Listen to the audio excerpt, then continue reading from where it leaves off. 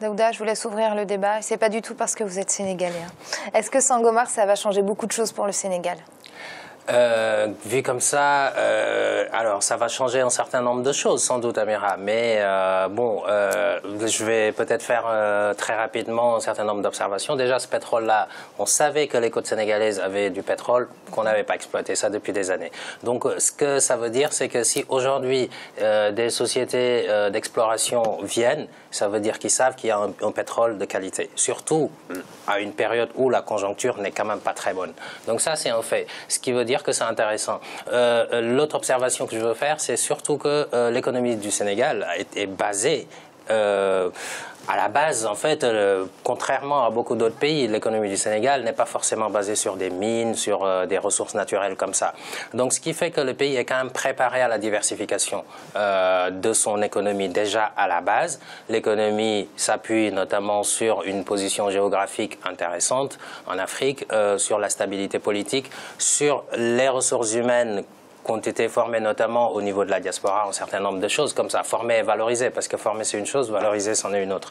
Donc ça veut dire que les risques peuvent être moins importants, parce qu'on a parlé dans le reportage de risques de guerre civile, d'accroissement des inégalités, un certain nombre de choses comme ça. Moi, j'y crois pas trop à ça. Pour le cas du Sénégal, la vraie question que l'on doit se poser aujourd'hui avec ce pétrole, c'est est-ce qu'on saura réinvestir toute cette manne financière qui va en découler vers d'autres secteurs productifs? À mon avis, l'enjeu est là.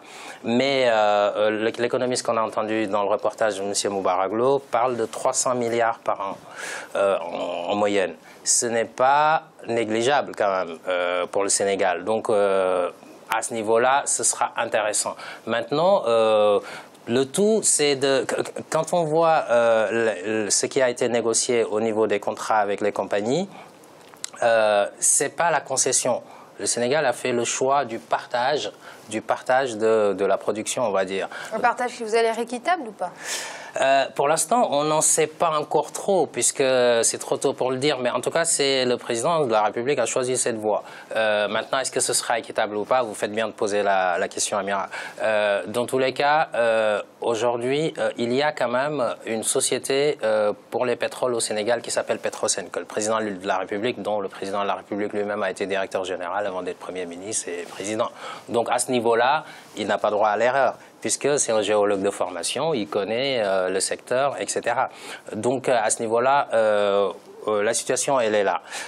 Maintenant, comment on va faire pour organiser tout ça de façon à maintenir cette diversification pour que les recettes tirées du pétrole viennent renforcer le budget de l'État, notamment en termes de politique publique, ça peut être intéressant. Moi, c'est ce que j'en attends, mais pas plus. Oui, Jean-François, parce qu'aujourd'hui, on attend de voir justement comment vont être investies les recettes pétrolières au Sénégal. Ben on est en attente de deux choses, en tout cas personnellement, je suis en attente de deux choses essentiellement. Évidemment, comment les recettes vont être redistribuées. Et je souscris à peu près à tout ce que Daouda a dit. Je conserve néanmoins une inquiétude qui est liée, qui peut être liée à la redistribution, à la question de la redistribution. Parce que dans le reportage, l'une des personnes qui a été interrogée a prononcé une formule que je trouve intéressante. C'est le patrimoine de tous les Sénégalais. Et on sait que dans tous les pays où il y a des ressources extractives, il y a une tentation des gens qui sont dans la région, dans les régions où il y a d'abord une attention extrêmement vive des personnes qui vivent dans ces régions-là pour voir si dans la redistribution ils ne vont pas être oubliés. Voire même il y a des revendications qui ressemblent à s'y méprendre à une forme d'appropriation collective privée au niveau régional. C'est notre pétrole, c'est notre or, et donc il y a là des ferments qui, au moment de la redistribution, de l'utilisation des ressources qui proviennent du pétrole sénégalais, peuvent générer un certain nombre de choses. Il ne faut pas oublier qu'en Afrique, il y a eu, pendant les 15-20 premières années, essentiellement de l'exploration. Et que certains pays qui aujourd'hui sont des pays pétroliers avaient connu auparavant des régimes plus ou moins stables d'ailleurs. Et puis avaient connu surtout une économie fondée sur l'agriculture, etc. Et le risque, et c'est ça le deuxième risque que je ne souhaite pas voir réalisé au Sénégal, mais c'est quand même un risque, c'est celui que l'acquisition facile des ressources au regard de quelqu'un qui va trimer au champ pendant une année pour faire une récolte, qui va le vendre, la facilité d'enrichissement d'une certaine manière peut créer de nouvelles habitudes, peut créer un attrait. Donc c'est une excellente nouvelle pour le Sénégal, grosso modo. Donc il n'y a pas là les risques que j'évoque sont des risques mineurs, mais il ne faut pas les négliger. La question de la redistribution et puis évidemment pour finir la question de la juste répartition entre les compagnies pétrolières et l'État. Et c'est une vraie question. Aujourd'hui, nous n'avons pas accès au contrat, donc nous ne pouvons pas savoir.